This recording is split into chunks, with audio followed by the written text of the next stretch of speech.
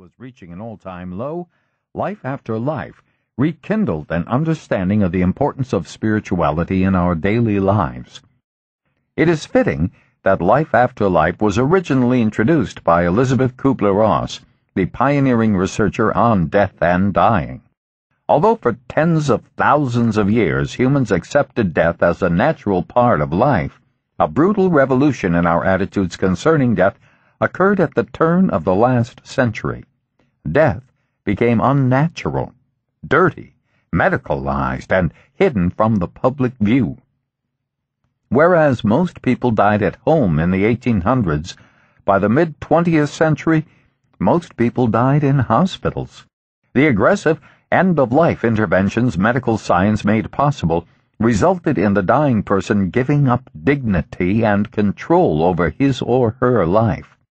By the latter part of the 1900s, even the American Medical Association concluded that dying patients were subjected to humiliating and unnecessary medical interventions that robbed the dying process of any dignity.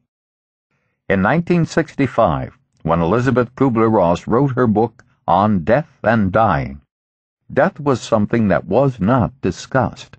Dying patients were subjected to the loving lie. They were not told the truth about their medical situation, as others felt that the truth was too traumatic and would rob them of hope. Social scientists have, of course, documented that dying patients always knew they were going to die anyway. The loving lie only served to insulate the medical profession and society from the facts of death. Dr. Kubler-Ross dared to actually talk to dying patients about their feelings.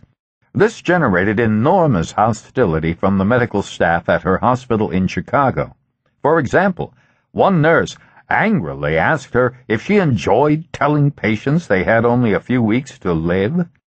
Dr. Kubler-Ross found out that such patients already knew they had only a few weeks to live and were suffering from the loneliness and isolation that our societal fear of death caused them.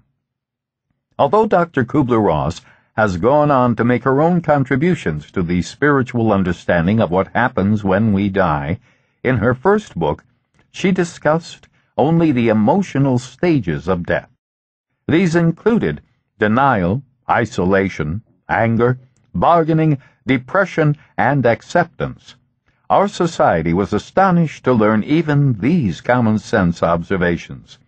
Establishing that dying people had any feelings at all seemed to anger and outrage a healthcare establishment